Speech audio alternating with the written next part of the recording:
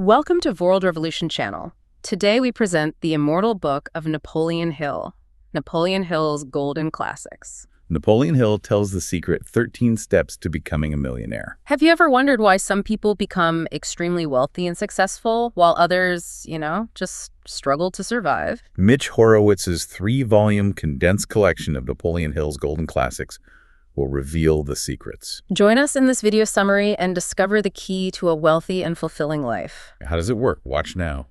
Today, we are undertaking a really critical deep dive into the foundational principles of achievement. I mean, this is the kind of knowledge that has really defined modern success literature.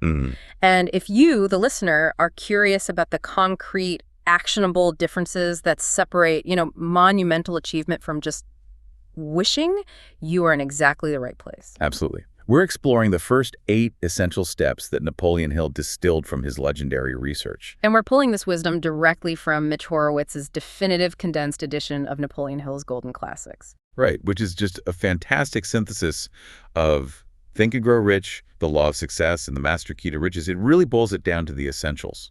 So this is more than just a summary. Oh, much more. It's an operational analysis. We're looking at the actual architecture of achievement. We're focusing really intensely on these initial 8 steps because they create the necessary mental and physical framework for any kind of success. It's a framework. I like that. And Hill's philosophy, it can seem deceptively broad, right? The titles promise money. Think and Grow Rich. Yeah, it sounds all about money. But the ultimate pursuit is what he called a remunerative existence. A remunerative existence. Yeah. And the 12 riches of life. Exactly. That holistic view is so essential. When Hill talks about riches, he's really talking about mastery over your entire life, not just piling up cash. So economic security is in there, of course. It's crucial, yes, but it's listed right alongside these essential internal assets, things like sound physical health. Freedom from fear. Freedom from fear. Maintaining a positive mental attitude. You really can't build monumental wealth if you're standing on a shaky personal foundation. It's just not sustainable. That makes perfect sense. Precisely. The goal is mastery of life, and that includes the intangible wealth.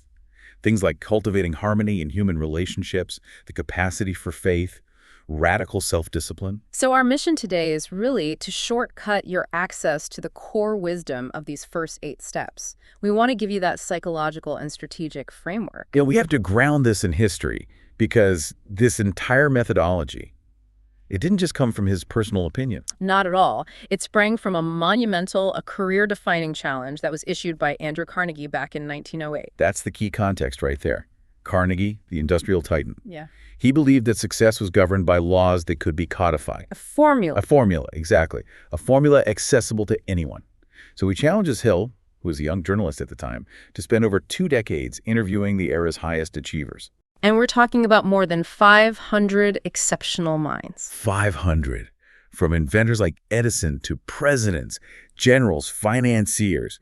I mean, this was decades of deep observation, all distilled into 13 common principles. That level of sustained research. Yeah. 20 years of deep analysis. That is why this work endures. It's not just theory. Exactly. The first 8 principles we're discussing today, they form the actual blueprint, and it's a blueprint derived from studying real success stories. But there's a prerequisite, isn't there? Something Hill emphasized that people often miss. A huge one. And it's absolute passion. This is not optional. Horowitz actually calls this passion the vital turnkey. The turnkey. So without it, the engine doesn't even start. It doesn't engage. Success with this program requires a steely, non-negotiable determination for self-improvement. If you just approach this with some mild interest, the mechanical steps, they just won't work. The hunger for self-mastery has to be the driving force. It has to be a core part of your desire. Well, that's a perfect place to start. Let's get into step 1, desire. The starting point of all achievement. Right. And we need to be crystal clear. This is not about casual wishing. Hill is demanding an emotional intensity here that, frankly, most people never apply to their goals. It's the difference between saying, gosh, I hope I get rich someday, and I will either succeed at this or I will perish trying. That's a powerful distinction. It is. Riches will not come from wishing. Hill insists that desire must be a keen, pulsating, all-consuming obsession. And crucially, you said it earlier, it must be definite. Vague goals produce vague results. So the goal has to be quantified, it has to be fixed in the mind, and it must be tied to an absolute commitment. Why is that specificity so psychologically mandatory? Because a definite, singular purpose. It acts like a lens. Yeah. It focuses all of the mind's energy onto one point. It prevents you from scattering your effort across, a dozen competing priorities. It cuts out the noise. Completely. It transforms a passive fantasy into a fixed target that your subconscious mind can actually organize itself around. And the classic example Hill provides to illustrate this unique intensity is the story of Edwin C. Barnes. Oh, the Barnes story is just perfect. It encapsulates that tenacity so well. He didn't just want a job, did he? Not at all. He had a precise, defined role that he intended to occupy in Edison's world. What was it specifically? His desire was hyper-specific. He wanted to become a business associate of Thomas Edison. He arrived at the laboratory with no money. He'd ridden the rails to get there, looking, by all accounts, like an ordinary tramp. But Edison, the greatest innovator of his age, he saw something else. He did. He noted that Barnes's face conveyed an impression of absolute determination to get what he came for. The desire was written all over him. But he didn't get it right away. He didn't just walk in and become a partner. No, not at all. He took a low-paying menial job just to be physically present in Edison's orbit. And that right there, that ability to accept a short-term, unsatisfactory position, to remain close to the long-term, definite purpose, that's a profound insight into strategic patience. It shows that his desire was stronger than his ego. 100%. He understood that his chief desire meant he had to wait for the opportunity, and Hill warns us, opportunity often arrives by the back door, disguised as misfortune or temporary defeat. And for Barnes, that opportunity was hidden in the failure of others. Exactly. It was the Edison dictating machine. The salesmen at the time, they were unenthusiastic. They saw this new machine as strange and cumbersome and hard to sell. But Barnes saw something different. Barnes saw the potential. Why? Because his mind was primed by his singular, definite purpose to spot opportunities relevant to being an associate. He was looking for his way in. So he seized the moment. He seized it. He sold that dictating machine so successfully, he secured the contract to distribute and market it globally, and in doing so, he fulfilled his ultimate goal to become Edison's partner. The lesson is just so powerful. His determined, obsessive focus allowed him to see the value that everyone else had overlooked. Okay, so this intense desire then needs to be formalized. This brings us to the famous 6 definite practical steps, the methodology for transforming that burning obsession into its financial equivalent. Right, and these aren't just philosophical ideas, they are a ritual designed to program the subconscious mind. Let's unpack the functional goal of these steps. It seems like you could group them. You can. We can group them into 3 categories: clarity, commitment, and programming. Okay, so the first 2 steps force clarity and reciprocity. Number 1, fix the exact amount of money desired. No ambiguity, not a lot of money, an exact figure. And number 2, determine exactly what you intend to give in return for that money. What is your service, your value, your sacrifice? That reciprocity piece is huge. It's not a free lunch. You have to define the value exchange. Okay, then the next 2 steps demand commitment and immediate action. Number 3, establish a definite date when the money will be possessed. This creates pressure. It creates urgency. It removes the ability to just postpone it indefinitely. It makes it real. And number 4, create a definite plan and begin putting this plan into action at once. Whether you feel entirely ready or not. That at once is key. Hill emphasizes the power of immediate initiative. Don't wait for perfect conditions. Start now. And finally, the last 2 steps. These focus on ritual and programming. This is where the magic happens, so to speak. So number 5, write a clear, concise statement summarizing all 4 previous points: the amount, the time limit, the return service, and the plan. You're externalizing the desire. You're making it tangible. And then number 6, read the written statement aloud twice daily, before sleeping and upon arising, while vividly seeing and feeling and believing yourself already in possession of the money. And that's step 6. That's the psychological mechanism of autosuggestion in action. The repetition, combined with that intense sensory and emotional visualization, it's all designed to saturate the subconscious. So the critical insight here is that the goal isn't just intellectual understanding. No. The object is to want it so much that the desire overrides all doubt, all disbelief, and in doing so, convinces yourself at the deepest level of its attainment. That act of conviction, of absolute belief, that's the perfect bridge to step 2, isn't it? It is. That's exactly what introduces step 2, faith. You need that emotional certainty to make the ritual work. All right, step 2 is faith. This needs some clarification for a modern audience, I think. We are talking about faith as an emotionalized mental state, not necessarily a religious one.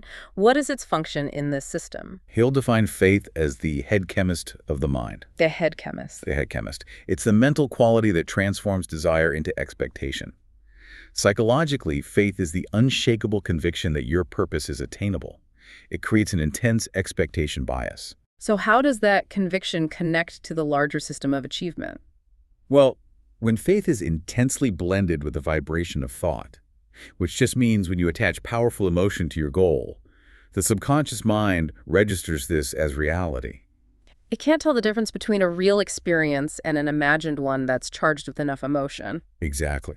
Hill states the subconscious picks up this vibration, it translates it, and then transmits it to what he calls infinite intelligence. Now, for the secular listener, this just means that intensely emotionalized thought fundamentally activates your mind's internal resources and filters. It's like it primes your internal search engine. Your mind's reticular activating system, the RAS, suddenly prioritizes information, people, and resources that align with your dominating, confident thoughts. It filters out everything else. Precisely. All thoughts that have been emotionalized and mixed with faith immediately begin to translate themselves into their physical equivalent. This is why if you operate with complete certainty in your success, your perseverance is enabled. If you operate with fear and cynicism, The reverse happens. You find all the evidence to support your failure. you do. And Hill provides a rigorous 5-step formula for actively developing the self-confidence and faith. It's essentially a personal pledge or a creed. This isn't passive hope, it's aggressive self-suggestion. So this is the active tool for generating that assurance, that feeling that you are right and capable. The first 3 parts seem to be about action and visualization. Number 1 is to demand persistent, continuous action toward your definite purpose. No coasting allowed. Action is the proof of faith. Number 2, concentrate your thoughts for 30 minutes daily on visualizing the person you intend to become. You're solidifying that mental picture. Creating the blueprint of your future self. And number 3, devote 10 minutes daily to demanding the development of self-confidence via deliberate autosuggestion. You're literally talking yourself into a state of confidence. Okay, and the final 2 parts are about endurance and ethics. Yes. Number 4 is to never stop trying until sufficient self-confidence is achieved for your definite chief aim. This is a commitment to total, unrelenting perseverance. And number 5, this one is fascinating. Ensure all wealth or position is built on truth and justice. This is an ethical anchor. It is. And it's intensely practical. He says you eliminate negative emotions like hatred or envy because these emotions repel cooperation. You succeed by attracting others, and that requires a foundation of integrity. The ethical component is rooted in long-term viability because long-term success requires the mastermind alliance, which we'll get to, and you can't maintain a harmonious mastermind if you're driven by negative, self-serving emotions. It's just practical sociology. The instruction is to sign this formula, commit it to memory, and repeat it daily with full faith. It is the conscious decision to dominate your mind with positive, proactive thoughts, knowing that those thoughts will eventually reproduce themselves in your outward actions. That constant repetition, that emotional reinforcement, sets us up perfectly for step 3, autosuggestion. The engine of the whole process. This is the engine of the mental machinery, the actual process of installing that belief system from step 2 into the deeper operational layers of the mind. Autosuggestion is defined as self-suggestion. It's the deliberate agency of communication between the conscious mind, which is what articulates the goal. And the subconscious mind, which processes and executes it. Exactly. It funnels all the suggestions received through your 5 senses toward that definite purpose. And we have to repeat the foundational rule here because Hill stresses it over and over. The subconscious acts only upon thoughts that are well mixed with emotion or feeling. Why is that so important to repeat? Because it is the central operating principle. The subconscious deals in emotion, not dry logic. If you want your subconscious to translate your desires into physical reality, you have to flood them with feeling, intensity, and conviction. This emotional repetition is how you carve permanent, deep neural pathways that support the desired habit or outcome. Okay, so Hill provides a strict, very detailed 3-step autosuggestion program that directly uses that written statement we created back in step 1. Right. Step 1 is the quiet repetition. Go to a peaceful spot, he suggests night or morning, close your eyes, and repeat aloud the written statement of the amount, time limit, and service. And as you do this, you must vividly see yourself already in possession. Yes, the visualization has to be sensory. You have to smell it, touch it, see it, hear it. That's what engages the emotion. He urges you to imagine the money, the feeling of the achievement, the services you're rendering. It's a full-spectrum mental simulation. And step 2 is the demand for repetition until visualization is achieved. This ensures endurance. You have to repeat the program night and morning until you can genuinely see the money accumulated in your imagination and feel that accompanying emotion. And step 3 ensures environmental reinforcement. Right. Place a written copy of your statement where you can see it night and morning until it's fully memorized. This guarantees that whether you're consciously working or you're resting, your goal is saturating your senses. This constant emotionalized saturation forces the subconscious to accept the desire as a mandate. And a fascinating side effect occurs. The subconscious starts sending back guidance. These are the hunches we talked about earlier. And when these sudden insights arrive, the instruction is to put them into action immediately. Don't second-guess them. Don't wait. Act. So autosuggestion installs the internal motivation and the direction. But as we noted, intense motivation isn't enough if you lack the competence to execute. And that's why Hill abruptly shifts gears here to step 4, specialized knowledge. Step 4, this addresses the requirement of competence.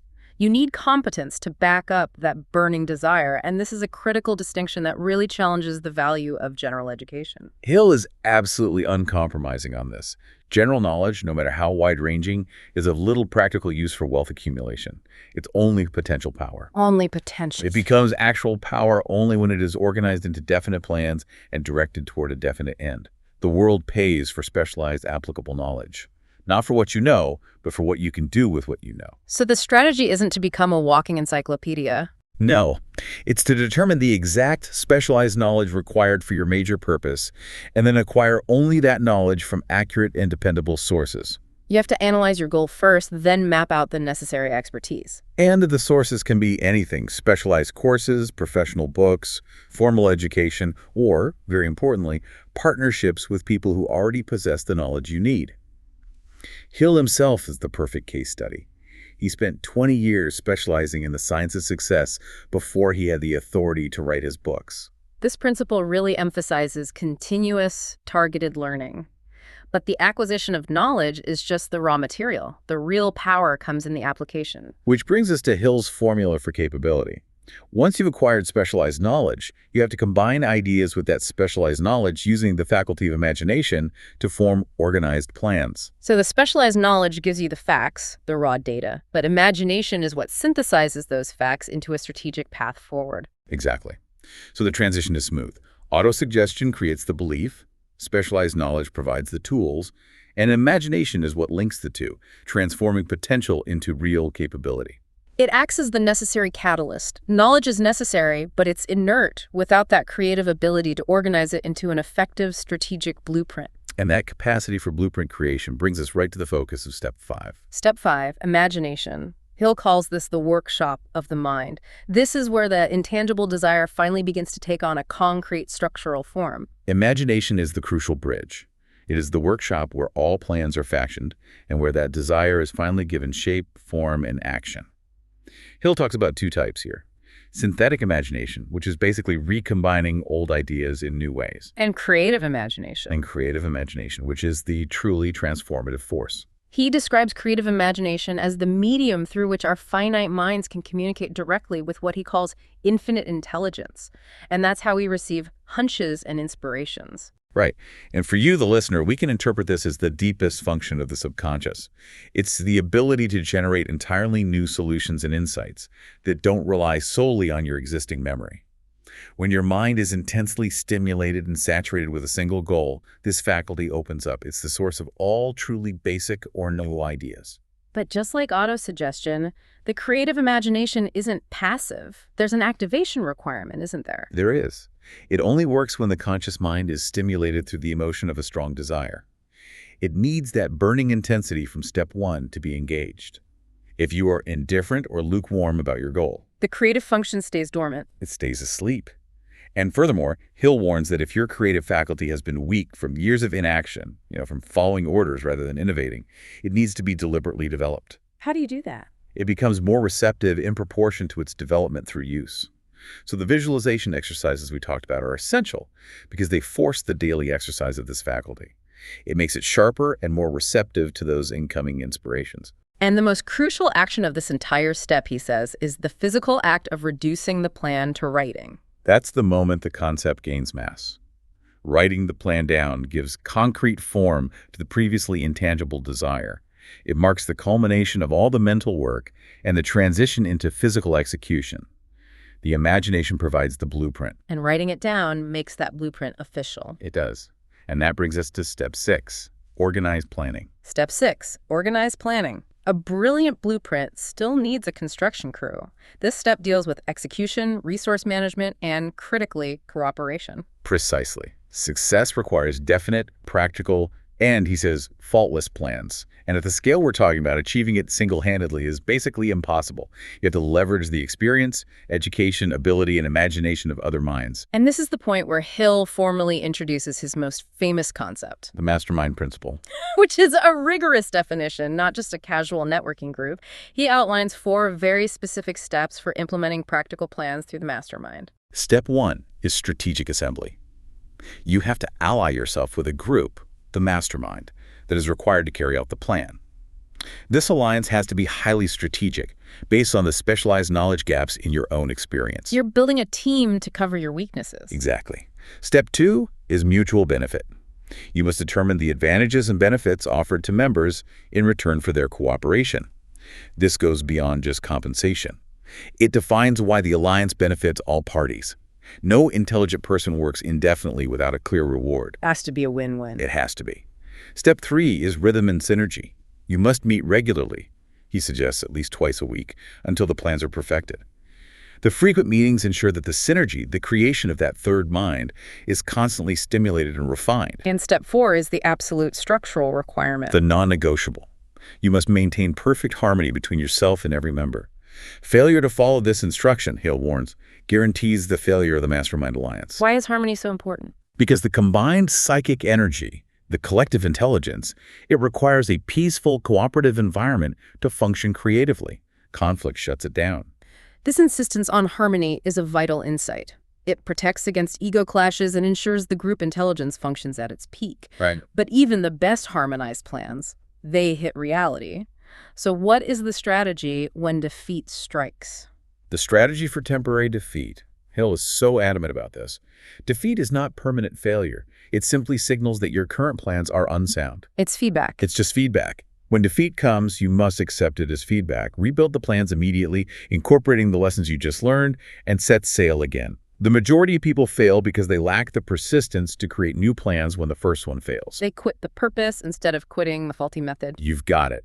And this phase inherently demands strong leadership attributes to guide the mastermind and navigate these setbacks. Which is why Hill links leadership here. He says the ability to create and execute organized plans requires things like unwavering courage, self-control, especially when you're facing adversity, definiteness of decision and plans, willingness to assume full responsibility, and the consistent habit of doing more than you're paid for. These traits are the momentum drivers for the next step. which is all about execution. Step 7, decision. We've moved past the planning phase now. The focus is on action, and that requires constant decisiveness. Hill's analysis was just crystal clear on this. Those who accumulate fortunes share the habit of reaching decisions promptly and changing them slowly, if at all. This swift certainty is a defining behavioral trait of high achievers. And the inverse is true for those who fail. They reach decisions slowly, wasting time and energy, and then they change them frequently and impulsively based on new information or, more often, fear. The speed of decision-making is a powerful indicator of self-trust and mental efficiency. Indecision is a massive energy drain. Leaders who decide quickly, they conserve their mental capital for execution and problem-solving rather than agonizing over options. And making swift decisions protects you from the biggest external threat to your momentum, which is the opinions of others. Which Hill describes as the cheapest commodities on earth. I love that line.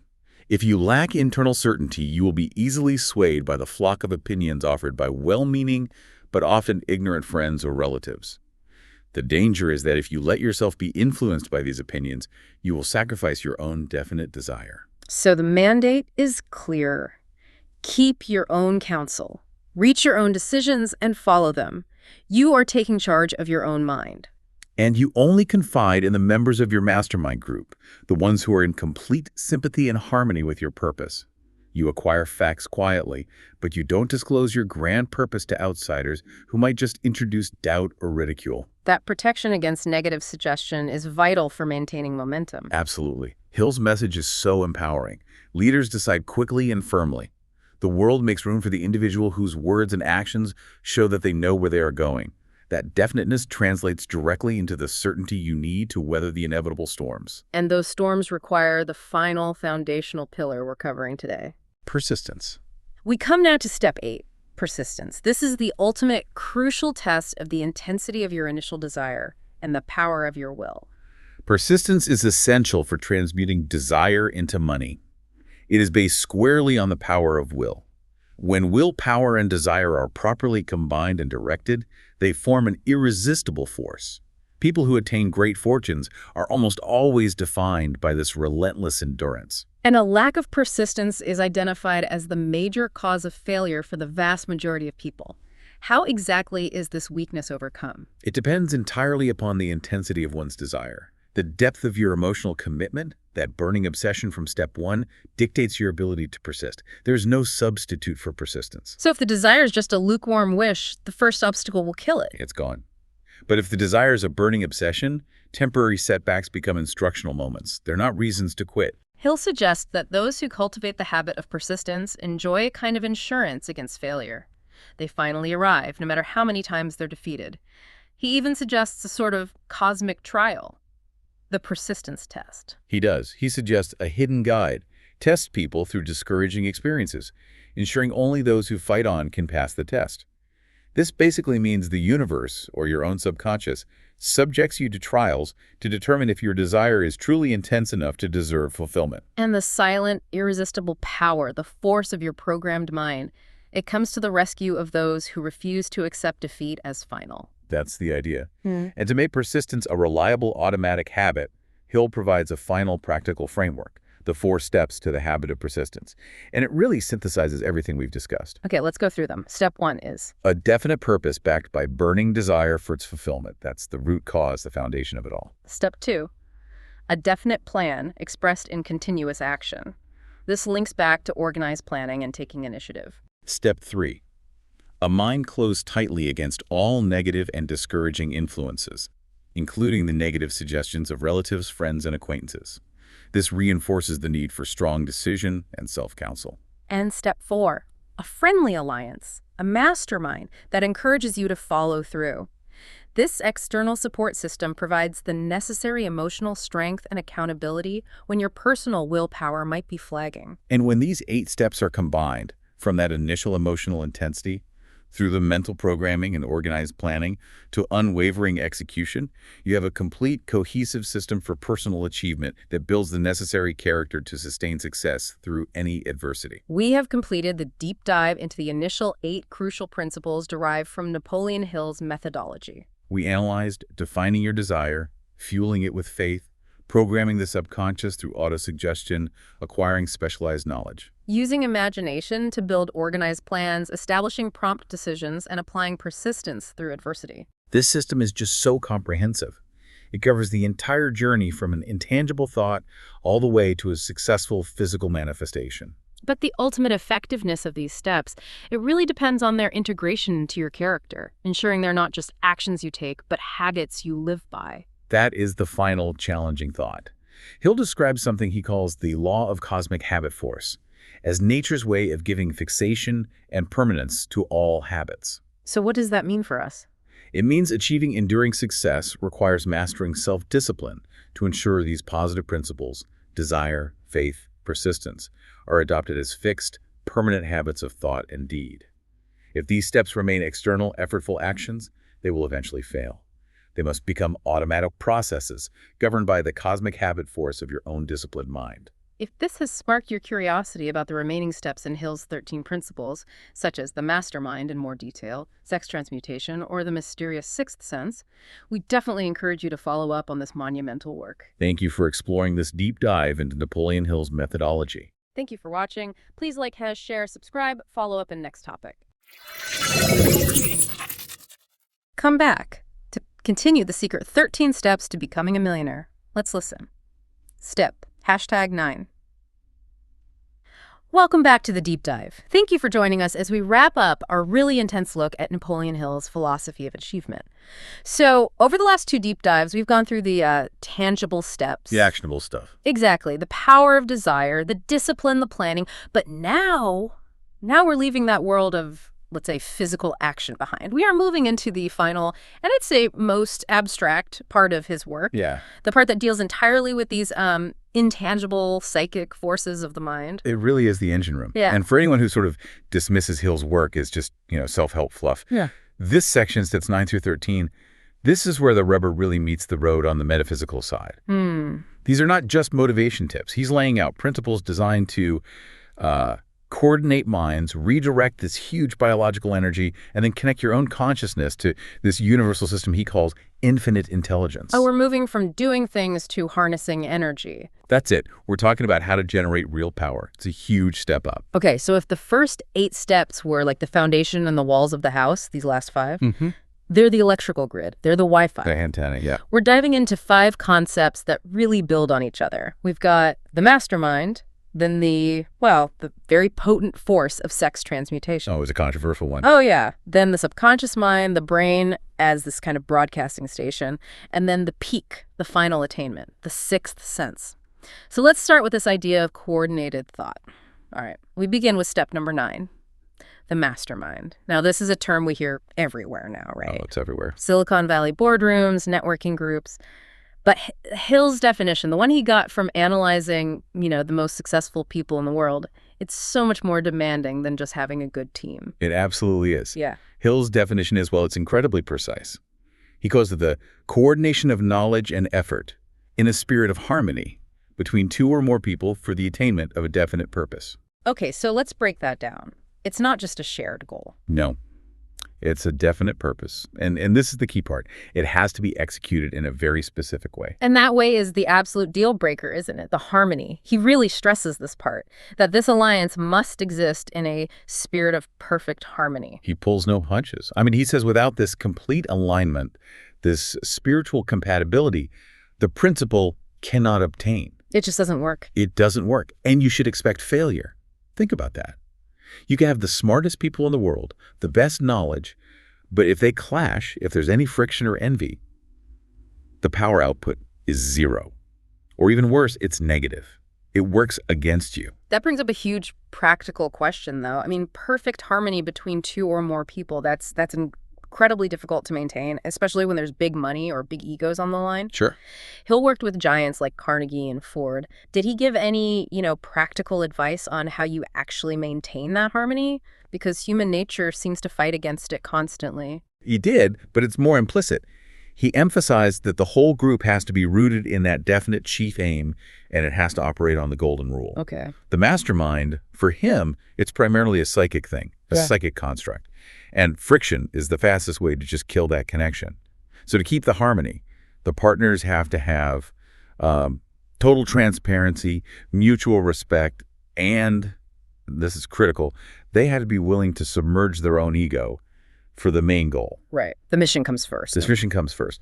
The group that Carnegie put together, which was Hill's model, it was built on complementary skills plus just this unwavering mutual faith in each other and the project. Carnegie knew that collaboration, not internal competition, was the only way to get to those huge, generation-spanning goals. So the immediate benefits are practical. He calls it the economic advantage. You get to benefit from their collective experience, their education, their imagination. This synergy makes sure your plans are basically bulletproof, which you mentioned back in step 6, organized planning. Correct. The economic part is about resilience. If you only rely on your own knowledge, you have massive blind spots. We all do. By coordinating knowledge, you just get this massive advantage because you're essentially multiplying your brain power. And Hill says this is absolutely essential for accumulating great power financially. Every great fortune. Every single one he studied. He says they use this strategy, whether they knew they were doing it or not. Okay, but then it gets weird. It gets really abstract, very Hillian with this psychic phase. We have to spend some time on this idea of the third invisible mind. This is where it gets really interesting. Yeah, this is the spiritual aspect, Yeah. where the coordination is more than just sharing spreadsheets and data. Hill's theory is that the human mind is a form of energy, and it's partly spiritual. Right. So when two or more minds focus on that same definite purpose in perfect harmony, the spiritual energy units from each mind, they form an affinity. They start vibrating at the same frequency, all pointing at the same goal. And this synchronization, this locking in, it actually creates something brand new. Yes. He calls it a third invisible, intangible force, which may be likened to a third mind. It's a cumulative power. It's multiplicative, not just additive. It's not 1 + 1 = 2. It's more like 1 + 1 = 10, or a whole new dimension of intelligence. Wow. And that accrued mental energy, which is fueled by the harmony, that's the mastermind's ultimate power source. He claims you can't get that kind of power through any other principle. So if you think about the mind as like a radio transmitter. Good analogy. When two radios are tuned to the exact same high-frequency emotional channel, that's the harmony, they don't just broadcast their own messages. They amplify a new, unique signal that's stronger than the sum of its parts. That is precisely the concept. And friction or disharmony, that's just static. It's noise. It disrupts the frequency and it drains the energy. Harmony allows for this clean, uninterrupted flow, which creates this superior collective intelligence. The core takeaway then is that for great power, financial, political, whatever, it has to be done through this coordinated mental effort. You just can't do it alone. You can't. You lack the psychic energy you need to sustain it long term. So the mastermind isn't just a support group. It's about physically generating more mental energy to pour into your goal. And that means you have to pick your group based on emotional compatibility and shared belief, not just their resume. Exactly. It's a whole different way of team building. Okay, so if the mastermind is about generating collective power, step number 10, sex transmutation. This is about tapping into the most profound individual energy source we have. And this chapter is often the most controversial one for people, isn't it? It really is. People get hung up on the title. Yeah. So let's just define transmutation very clearly. What this means, the changing or transferring of one element or form of energy into another. It's a simple energy conversion. That's all. And Hill applies this concept to the most powerful, most demanding human desire there is, the emotion of sex. So why sex? I mean, why does he focus on that as the engine for high achievement over, say, love or even anger? It's about the sheer biological intensity. It's about the dramatic behavioral changes it causes. Hill observes that when people are driven by this desire, they suddenly show these extraordinary qualities that are essential for success. Like what? Like keenness of imagination, courage, willpower, persistence, creative ability. I mean, just think about the immense energy, the risks people will take, the dedication, the resources they'll spend when that desire is their focus. Right. So Hill says, okay, if you can take that raw, irresistible driving force and disconnect it from its purely physical expression and then redirect it somewhere else, its powerful attributes, the courage, the persistence, the imagination, they all stay intact. And now they're focused on your new goal. So the goal isn't to suppress it. No, he warns against that. He says that's dangerous. The goal is conscious redirection. Yeah. This is a redirected force. But how practically does a person transmute this energy from, a physical urge into creative work? It takes intense self-discipline, specifically the willpower we talked about in step 8. You have to be able to shift your mental focus. So transmutation means when that intense urge arises, you consciously switch your mind's focus from thoughts of physical expression to thoughts of another nature. To your definite chief aim. Exactly. You consciously funnel that mental pressure and energy into constructive channels. You pour it into intense focus on your writing or planning or solving some tough engineering problem. You're taking the engine's power and just hooking it up to a different transmission. Hill makes this incredible claim here. He says when this force is harnessed and transmuted, it lifts a person into the status of a genius. Yeah. How does channeling sexual energy lead directly to genius? What's the connection to creativity and imagination? Well, Hill claims that the emotion of sex contains the secret of creative ability, simply because of its intensity. The link is through activating what he calls the creative imagination. When that powerful urge is channeled, the tension and intensity it generates get converted into a kind of mental pressure. And that pressure is what activates the creative imagination. That energy gives the mind the necessary voltage, so to speak, to think in new ways, to synthesize ideas, to push past old thought patterns. So genius, in his view, is often just this potent, natural energy being applied constructively. That's it. It's applied to intellectual or artistic goals, rather than just being dissipated. The energy is a huge asset, but only if you manage it. And it has to be given an outlet. It must have an outlet, Yeah. an enriching one that benefits the body, mind, and spirit. And that outlet should be constructive achievement through disciplined redirection. This brings us to a really interesting observation he includes, the age factor insight. He points out that most men who achieve really great success, they often don't even start until after they're 40 or 50. Yes, and he ties this directly to learning the principle of transmutation. His conclusion is that a lot of people spend their younger years, their most physically energetic years, just dissipating this powerful force. Wasting the fuel. They're using up their most potent creative fuel without ever hooking it up to their chief aim.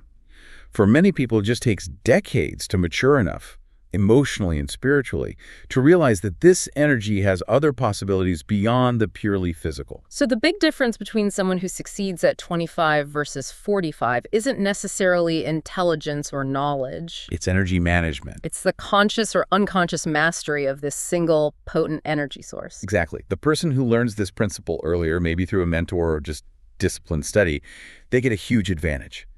They are focusing the power of the most intense human emotion on their definite purpose at a much earlier age.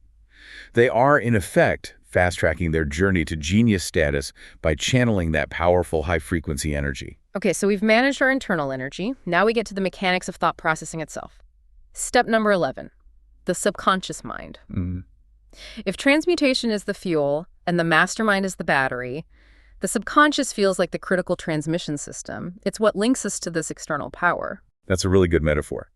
The subconscious mind, as Hill defines it, is the connecting link between the finite mind of man and infinite intelligence. That's a huge role. The high-stakes role. It's the medium through which your desire, once you've turned it into faith through autosuggestion, gets transmitted upward. And it's the source that's capable of sending back the guidance or the answers you need. So if the subconscious is the medium, what's the protocol? How do you communicate with it successfully? There is one single critical rule of operation. He calls it the emotional command. Okay. The subconscious mind acts only on thoughts that have been well mixed with emotion or feeling.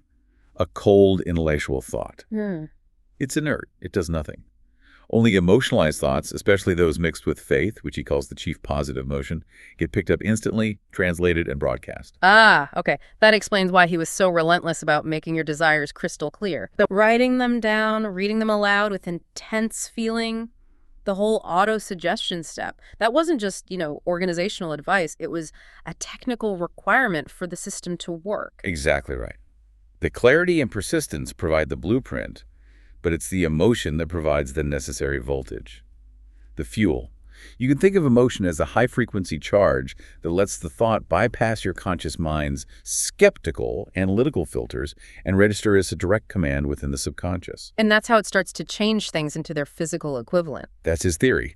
He says the entire structure of the 13 principles is designed to be the stimuli you need to acquire the ability to reach and influence this powerful part of your mind.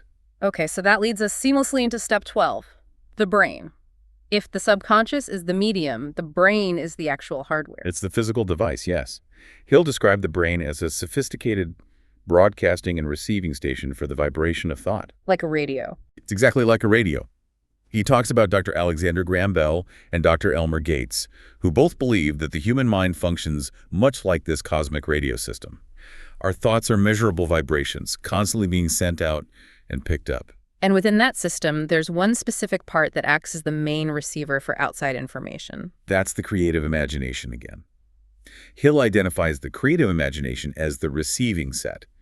It's what specifically picks up thought vibrations released by the brains of others, linking your conscious mind to these outer sources. And by outer sources, he means The subconscious minds of other people, especially in your mastermind group, and also infinite intelligence itself. It's the gateway for hunches, for sudden inspiration. Developing this faculty is crucial because it's the bridge between the finite and the infinite.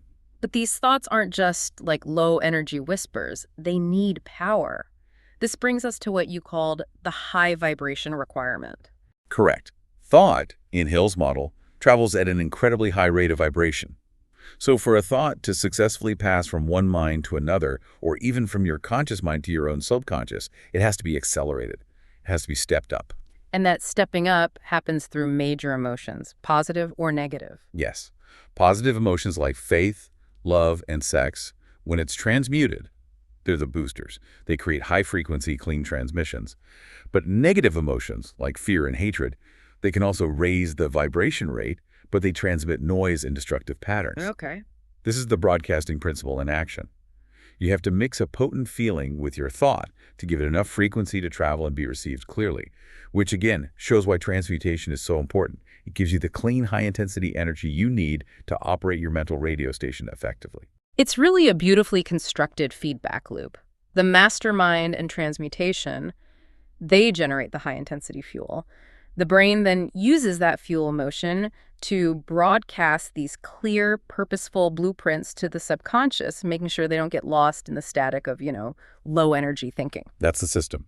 So we have climbed through all these steps, physical and metaphysical, and we finally arrive at step 13, the sixth sense. This is it, the pinnacle, the ultimate reward for mastering everything that came before. It is indeed. It's the crowning achievement. And he's very clear. It's only attainable after you've thoroughly mastered and applied the other 12 principles. It's not a shortcut. It represents a complete state of what he calls achievement consciousness. Right, where all that previous discipline just becomes second nature. It's innate. So how does Hill define this ultimate state, and what makes it different from, say, just a gut instinct or autosuggestion? He defines it as the medium through which infinite intelligence communicates voluntarily and directly to you. The key difference is the effort involved. With autosuggestion, you have to actively demand and impress your desires on your subconscious. But with the sixth sense, the guidance is automatic. It's unbidden. You don't ask for it.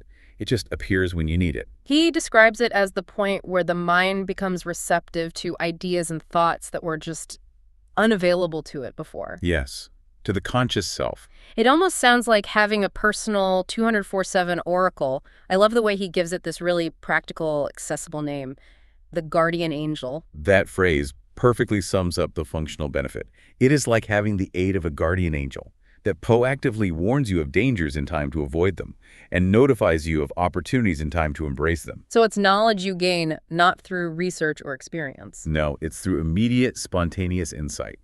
He says it opens the door to the temple of wisdom, letting you analyze your past mistakes and light up your future plans with this effortless clarity. Now, for the listener who is very pragmatic, very skeptical of terms like infinite intelligence, how does Hill ground this? He has to address the fact that it sounds like a miracle. He is very specific here, and it's a critical point. Hill emphasizes that he is not promoting miracles. Why? Because nature never deviates from her established laws. Okay. The sixth sense only appears miraculous because some of nature's fixed, established laws, especially the ones about thought, energy, and psychic connection, are so incomprehensible to the average person. So it's not magic, it's just a law we don't fully understand yet. Exactly. His essential message is that developing the sixth sense is the natural, inevitable result of systematically following the instructions in the first 12 steps. It's a biological and psychological consequence of perfected mental discipline. So the brain has been so successfully disciplined by everything else, desire, faith, persistence, transmutation, that it achieves this maximum alignment. And the sixth sense is just the automatic data download you get from being perfectly aligned with this cosmic system. It's the ultimate payoff. It's the highest level of intuition, and it proves that the individual has achieved complete mastery over their own mind and their emotional energy. They've reached a point where guidance just flows automatically through natural, albeit very subtle channels. That makes the whole philosophy feel like a roadmap to achieving this state of flow and total alignment, which then results in what looks like magical insight. That's a great way to put it. Okay, we've covered these 5 most abstract and powerful steps. Let's take a quick moment to really synthesize how this intangible stuff becomes tangible, because that seamless coordination seems to be where the real power is created. Well, we saw how the mastermind's harmony, step 9, helps direct that powerful creative energy from step 10, transmutation. Right. That energy then fuels these clear, emotionally charged thoughts for step 11, the subconscious, which are then effectively broadcast by the brain, step 12, which leads ultimately to that automatic intuitive guidance of step 13, the sixth sense. It's a whole system. It's a whole system. And this systemic approach ties directly into Hill's overarching governing concept, which he calls the Law of Cosmic Habitforce. Cosmic habit force.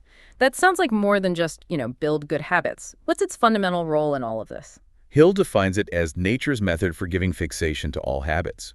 It's what ensures they carry on automatically. It's the universal principle that guarantees order and system in the universe. Like the seasons, the tides. Exactly. The cycles of the stars, the seasons, the tides, all of that is maintained by cosmic habit force.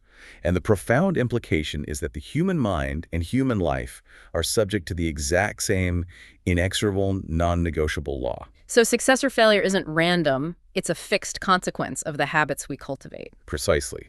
Hill states, every man is where he is and what he is because of his established habits of thought and deed.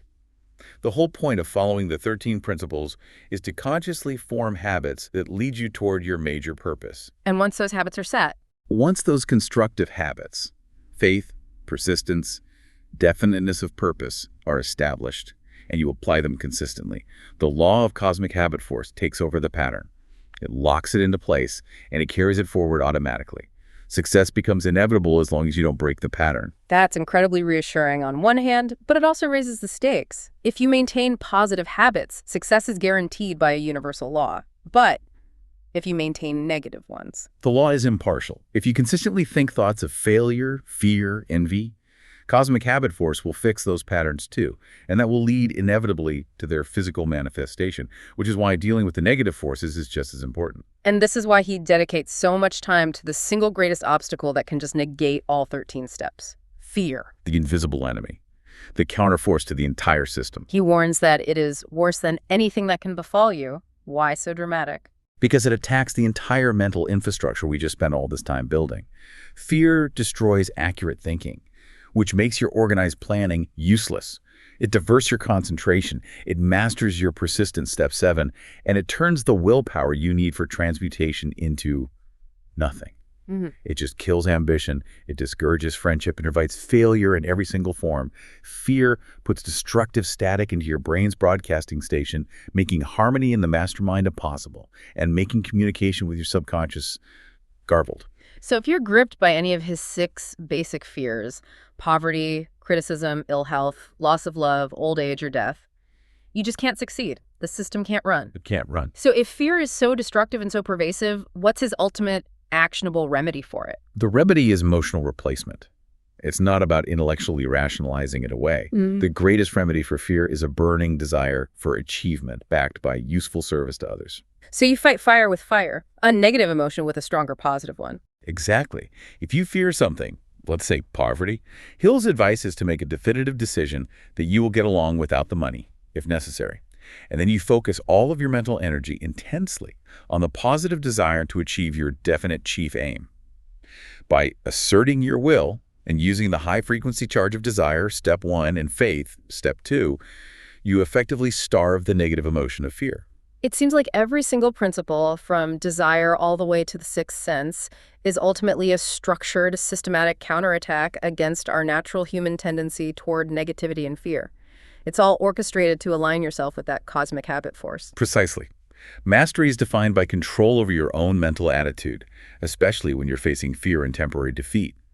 When defeat comes, Hill insists you accept it only as a signal that your plans are unsound. Rebuild them, and set sail again with persistence. Don't accept temporary defeat as permanent failure. Never. That control over your mental attitude is, as Hill concluded, the true master key to riches. This whole philosophy, when you see it all together, it's an extraordinary map of psychological and spiritual mechanics. It really shifts you from being, a victim of circumstance to being the conscious architect of your own destiny. And as we wrap this up, I want to leave you with one final profound thought.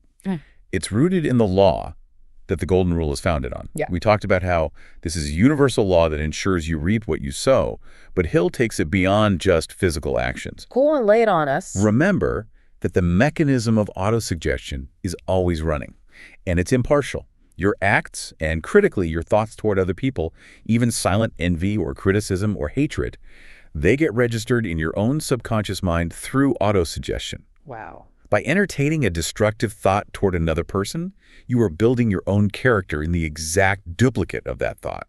You cannot release a negative, destructive thought without planting its substance in your own subconscious, where it becomes part of your character and it determines your future destiny through the law of cosmic habit force. You literally cannot afford to hate or envy someone. You can't afford it. You are programming your own fate. Your highest obligation is to maintain a positive mental attitude, if for no other reason than your own self-preservation and achievement. That is a compelling and powerful final insight. The energy we direct outward is the very raw material we use to build our internal character and, ultimately, our external reality. That wraps up our deep dive into Napoleon Hill's 13 Steps to Achievement. Thank you for watching. Please like or subscribe. Follow up in next video.